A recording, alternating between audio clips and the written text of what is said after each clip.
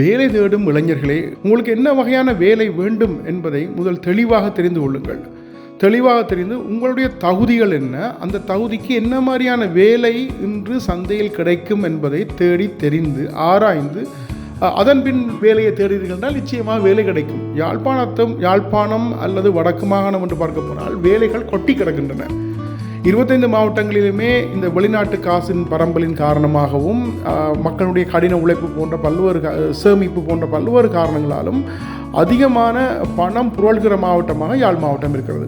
உங்களுக்கு தெரியாத ஒரு ரகசியத்தை நான் சொல்லலாம் என்னவென்று சொன்னால், நீங்கள் பார்க்கிற பெரிய பெரிய கொழும்பில் இருக்கக்கூடிய பெரிய பெரிய நிறுவனங்கள், உதாரணத்துக்கு சிங்கர், சாஃப்ட்லாஜிக், இந்த மாதிரியான நிறுவனங்கள், வங்கிகள், HNBயாக இருக்கட்டும், BOCயாக இருக்கட்டும், நீங்கள் என்னென்ன பெயரை சொல்கிறீர்களோ அந்த பெயர்கள் எல்லாம், அத்தனை வங்கிகளும் பெரும்பாலும் தங்களுக்கு அடைய வேண்டிய பொருளாதார இலக்குகளை 6-7 மாதங்கள் அடைகின்ற முதலாவது மாவட்டமாக யாழ்ப்பாணம் காணப்படுகிறது. என்ன காரணம் என்றால், இங்கே உள்ள பையர்ஸினுடைய பையிங் கெப்பாசிட்டி, வாங்கக்கூடிய கெப்பாசிட்டி மிகவும் பெரியது. நாமே நமது கண்ணால் நாங்கள் பல இடங்களில் பார்க்குறோம். கடைகளில் சென்று ஒரு ஃப்ரிட்ஜை வாங்குவதற்கு நாங்கள் பேரம் பேசும்பொழுது இன்னும் ஒருத்தர் வந்து அந்த ஃப்ரிட்ஜை என்ன விலை, ஓகே அதை ஒன்று நீங்கள் பேக் பண்ணுங்க என்று சொல்லுகிற அளவுக்கும், எங்களுக்கு காசு பெருசு இல்லை, எங்களுக்கு சாமான் குவாலிட்டியாக இருக்கணும் என்று சொல்லுகிற அளவிற்கும் அந்த வெளிநாட்டிலிருந்து வந்து புரள்கிற டாலர், பவுண்ட்ஸ் போன்றவர்களுடைய பரம்பல் காணப்படுகிறது.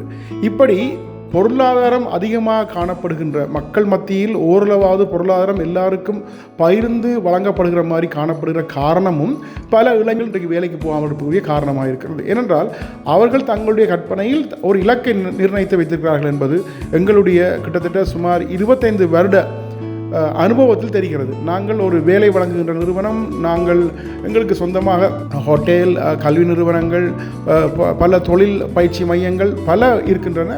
எல்லாவற்றுக்குமே வேலைக்கு ஆட்கள் தேடுகிற பொழுது எங்களுக்கு ஏற்படுகிற பிரச்சனைகளை வைத்துத்தான் இந்த வீடியோவை நான் இங்கே செய்து கொண்டிருக்கிறேன். என்ன பிரச்சனை என்று சொன்னால், நாங்கள் ஒரு தொழிலுக்கு விண்ணப்பம், ஒரு விளம்பரம் போடுகிறோம் என்று வைத்துக்கொள்வோம். ரிசப்ஷனிஸ்ட் வேண்டும், அடிப்படையான ஆங்கில அறிவும் கணனி அறிவும் தொடர்பாளர் திறனும் உள்ள ரிசப்ஷனிஸ்ட் வேண்டும் என்று போட்டால் எங்களுக்கு வருகின்ற கோல்கள் மிக மிக மிக குறைவு. ஒரு 5 நாளாக அதை ப்ரமோட் பண்ணி குறைந்தது 10-15 பேரை பார்க்க வைத்த பிறகும் எங்களுக்கு வரக்கூடிய கோல்கள் வந்து 5-6 இருக்கும். நீங்கள் நம்ப மாட்டீர்கள், அல்லது 20 இருக்கலாம் கோல்ஸ். ஆனால் நாங்கள் அந்த தகுதியை பற்றி பேசியதும் அதை பற்றி விண்ணப்பித்து நேரடியாக வரக்கூடியவர்கள் 2-3 பேராக இருப்பார்கள். அவர்களும் மிகவும் பிழையான எதிர்பார்ப்புடன் வருகிறார்கள், வந்து அவர்களுக்கு வேலை கிடைக்கிறதில்லை. பதில் சொன்னால், முதலாவது அந்த ஆங்கிலம் கணினி என்று சொன்ன உடனேயே விண்ணப்பிப்பவர்கள் தங்கள் பாட்டுக்கு நம்பிக்கை இழந்து விடுகிறார்கள். பெரும்பாலானவர்களுக்கு ஆங்கிலம் அடிப்படை கூட தெரியாது.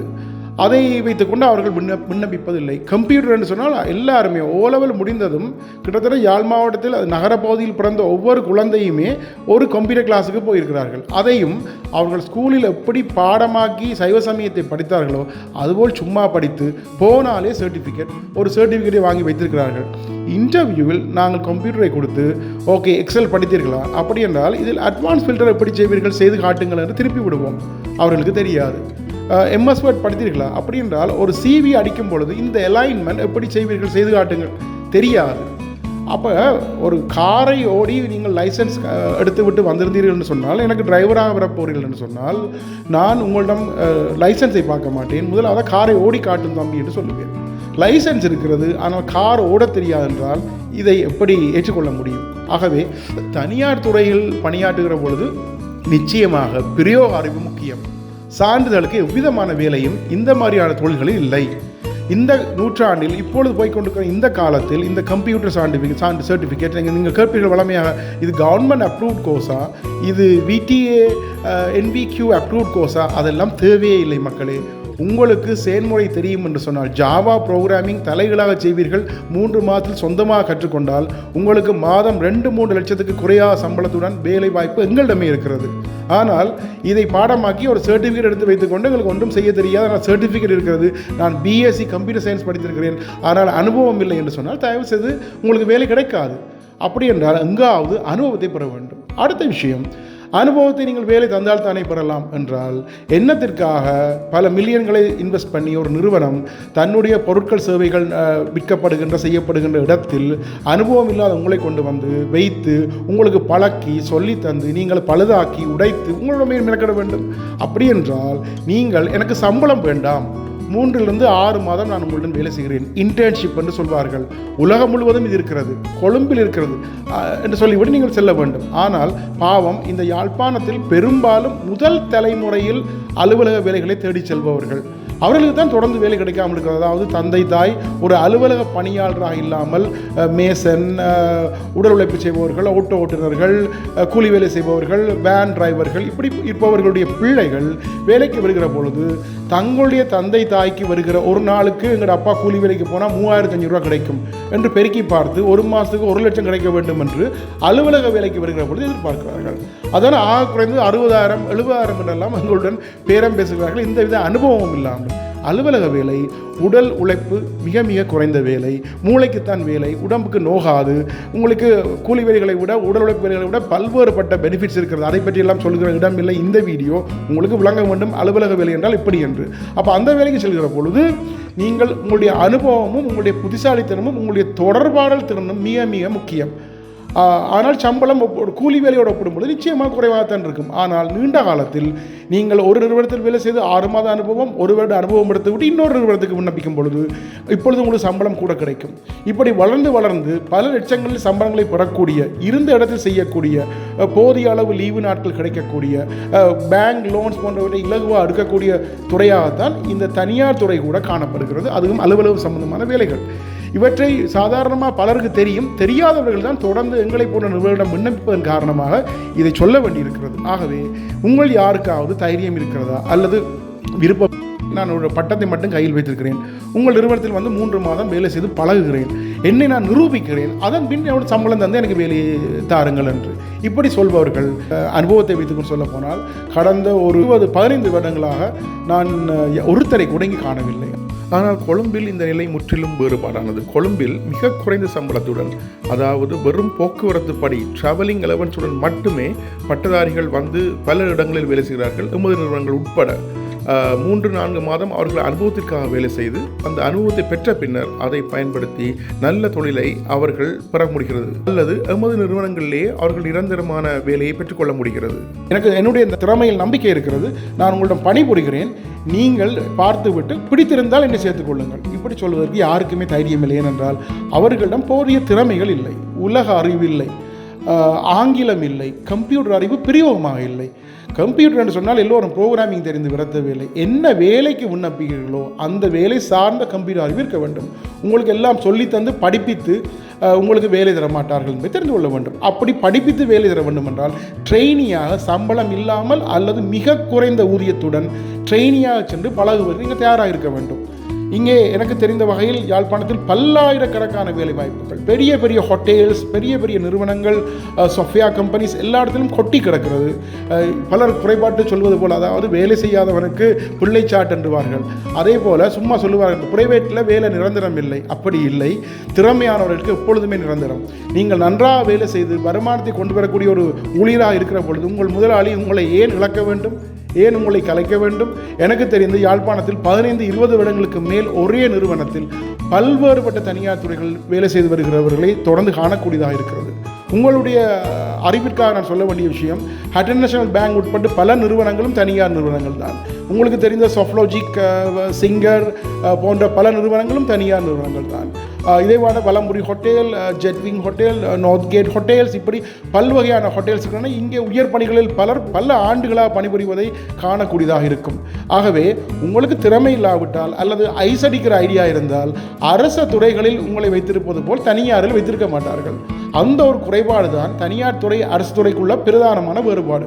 அரசு துறையில் நீங்கள் ஒரு குற்றம் செய்தால் உங்களுக்கு ஒரு இன்கொயரி கமிஷன் போடுவார்கள், விசாரணை செய்வார்கள். அதை செய்து முடிக்கவே 10 வருஷம் ஆகும். அந்த விசாரணை முடிவின் பின் உங்களுக்கு தண்டனை டிரான்ஸ்ஃபர், அதாவது கொக்குவில் அரச பணியகத்தில் களவெடுத்தால் அவர்கள் உங்களுக்கு டிரான்ஸ்ஃபர் தந்து விடுவார்கள், பரித்துறைக்கு போச்சு. இனிமேல் பரித்துறையில் போயிருந்து கொஞ்சம் காலம் களவெடுக்கலாம். இப்படித்தான் பெரும்பாலான தண்டனைகள் அரசு துறையில் காணப்படுவதை நாங்கள் காணக்கூடியதாக இருக்கிறது. ஆனால் தனியார் துறையில் நீங்கள் எங்காவது களவெடுத்தாலோ, பொய் சொன்னாலோ, பிழைவிட்டாலோ அவர்கள் உடனடியாகவே உங்கள் வேலையை நிறுத்தி விடுவார்கள். ஆனால் அப்படி வேலை நிறுத்துவது நியாயம் தானே? உங்களிடம் யாராவது திருடினால் நீங்கள் விட்டு விடுவீர்களா?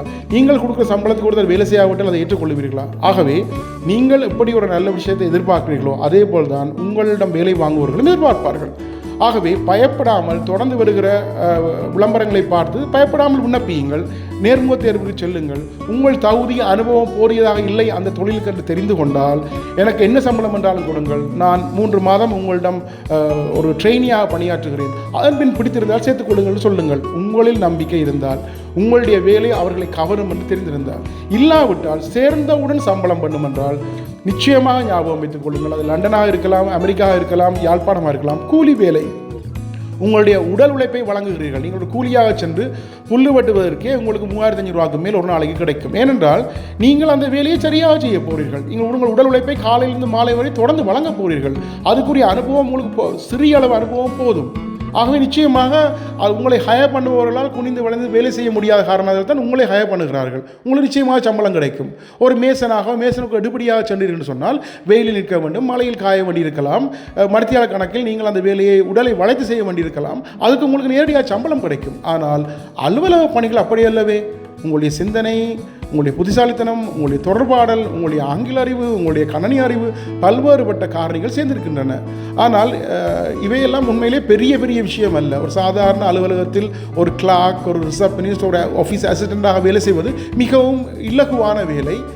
நீண்ட கால அடிப்படையில் உங்கள் அறிவையும் உங்களுடைய தொடர்பாடலையும் உங்கள் தொடர்புகளையும் மிக அதிகமாக வளர்த்து தரும். ஆகவே நீங்கள் முதலாவதாக இதுக்குரிய தகுதிகள் என்ன என்பதை கூகுளில் சர்ச் பண்ணி பார்க்கலாம். requirement of a receptionist என்று தேடி பார்த்தால் கூட உங்களுக்கு கிடைக்கும். So qualities of a receptionist, qualities of an office assistant, இந்த மாதிரியாக தேடி பார்த்தால் கூகுளில் லிஸ்ட்டாக கிடைக்கும். அந்த திறமைகளை தேடி திருப்பி யூடியூப் போன்றவற்றில் சென்று தேடி வளர்த்து கொள்ளுங்கள்.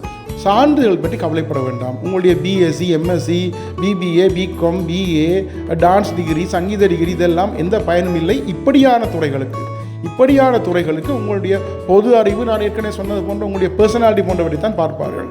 அவற்றை வளர்த்து கொள்ளுங்கள். அவற்றை வளர்ப்பதற்கு உங்களுக்கு விருப்பம் என்றால் எங்களுடைய சக நிறுவனமாகிய கேயூ எஜுகேஷன் வழங்கக்கூடிய பர்சனாலிட்டி டெவலப்மெண்ட் ஒர்க் ஷாப்புகளில் கலந்து கொள்ளலாம். நீங்கள் கேயூ எஜுகேஷன் ஜாஃப்னா என்று தேடுங்கள். கூகுளில் வெப்சைட் வரும், அங்கே சென்று பாருங்கள். பர்சனாலிட்டி டெவலப்மெண்ட் என்று ஹோம் பேஜிலேயே காணப்படுகிற லிங்கை கிளிக் பண்ணி நடக்கிற அந்த ஒர்க் ஷாப்ஸ் பற்றிய வீடியோக்களை பார்க்கலாம். உங்களுக்கு எங்களுடன் கலந்து கொண்டு இலவசமாக பர்சனாலிட்டி டெவலப்மெண்ட் செய்ய விருப்பம் என்றால் ஆக குறைந்தது 10 நண்பர்கள் இணைந்து எங்களை தொடர்பு கொள்ளுங்கள். எந்த வயதில் இருந்தாலும், பட்டதாரிகளாக இருந்தால் என்ன, பட்டதாரிகளாக இல்லாவிட்டால் என்ன, நன்றாக படித்திருந்தால் என்ன, ஓலெவல் வரைக்கும் படித்திருந்தாலும் பிரச்சனை இல்லை, எங்களை தொடர்பு கொள்ளுங்கள். ஒரு அலுவலக திறன்களை மேம்படுத்துவதற்குரிய ட்ரைனிங் கிட்டத்தட்ட 15 to 30 வகுப்புகள், ஒரு வகுப்பு 2 மணித்தியாலம் வரை செல்லக்கூடியது இலவசமாக உங்கள் நேர வசதிக்கேற்ப எங்களால் வழங்க முடியும்.